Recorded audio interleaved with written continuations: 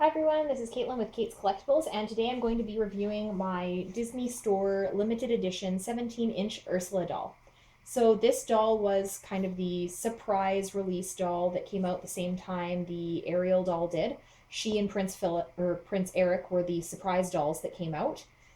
And usually they announce, at least recently, they've announced the surprise doll about a week, 2 weeks or so before the doll comes out. So it's really only a surprise in that you can't pre order it. Not the case with dolls like, say, Mother Gothel or Alice, where they were true surprise dolls. Now, the Ursula doll, as you can see, much like the others, has a very detailed look to her. Her box, with like most of the villains, they usually go with a darker color. So she's got this great kind of sea foamy purple.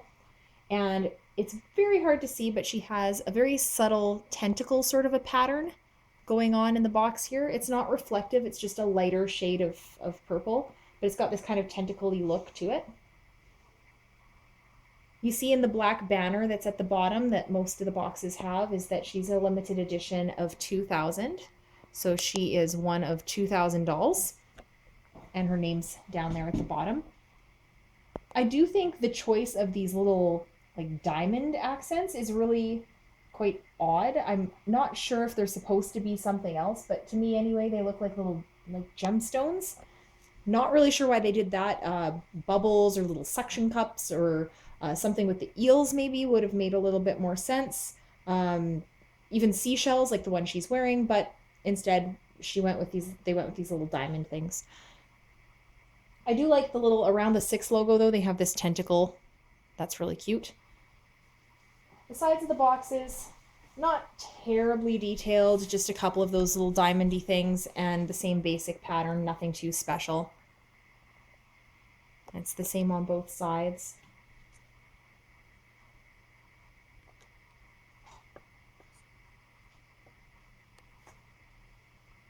And similar for the top of the box.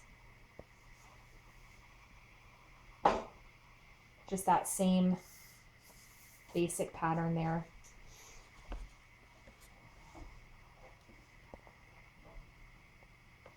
So the back of her box here, we've got all the usual details. So it highlights she's part of the Little Mermaid collection. They've got all the details about the doll itself as well as in multiple languages. And they point out her certificate and stand are included. There is, in my particular box, a little bit of sort of puckering of the cardboard.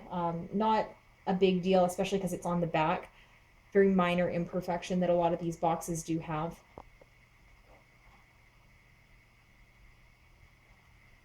So before we take a closer look at Ursula herself, I do want to just quickly show the plastic because I take that out so that I can do these reviews. So for her plastic, it's a little bit different. You get like a little bit more of a wave pattern with the white and then the seashell at the top that I mentioned actually before. And the side portions that you can actually see when her box is in place are just kind of these swirly patterns. I'll see if I can do this way to sort of show off what it looks like because it can be hard to see. I thought this like sort of little pseudo heart thing was a little bit of a strange choice with Ursula. Maybe it was just coincidence and it wasn't planned, but just kind of a spirally looking pattern. So looks nice when it's in place in the box. Now let's remove Ursula from that top box casing.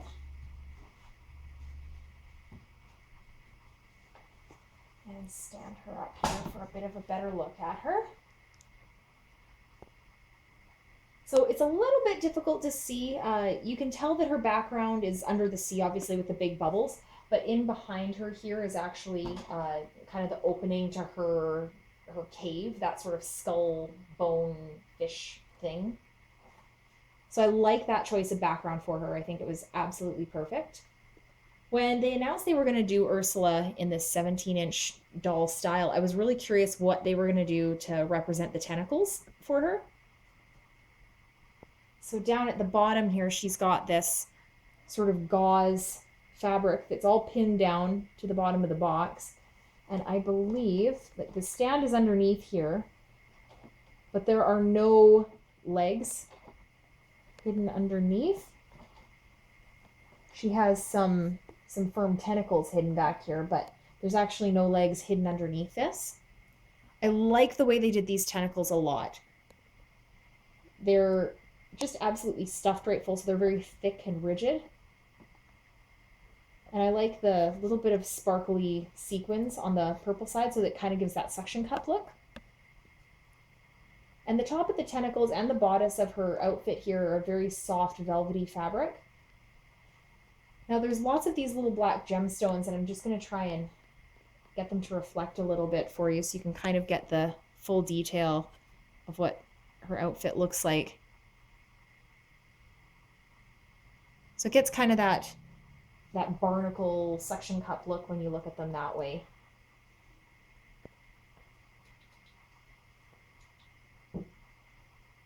I really like that they included the seashell here that she uses to capture Ariel's voice and then use it herself. In my case, because she really doesn't have a neck. It's buried somewhere under this chin. The chain really sits very tight against her. I'm sure if I were to take her to the box and play with it, I could loosen it up under the edges of her, but it's really kind of trapped right around the edge of the head. Similarly, like with her arms, there's no bending at the joints with this doll. They're solid plastic piece arms.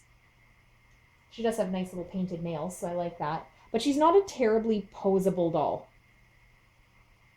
Basically, all you can do is like move her arms straight up or straight down, straight out, and turn her head. That's about it.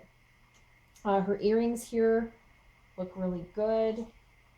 They captured her little mole.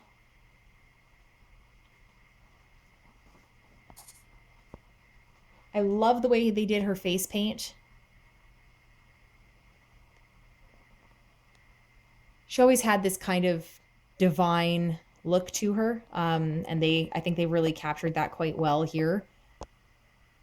I like the way they did her eyelashes. This is a character that totally suits having some of those fake lashes attached, and having them right on the eye corners like they have is very, very smart for her so that they don't weigh her lid down too much. It keeps her looking really evil. The hair as well, absolutely fantastic. Love the way they've done her hair and styled it up. It looks like she's under the sea and it's kind of floating. However, my doll has stayed inside the plastic, so she really hasn't been exposed to dust, but you can see maybe just a little bit. It is tough to see that there is some dust kind of trapped in the hair gel that they used, little like discolored bits. If I was really picky, I'd go and pick those out, but because I don't take her out of the box, it really hasn't been something I've noticed too much. And we'll see.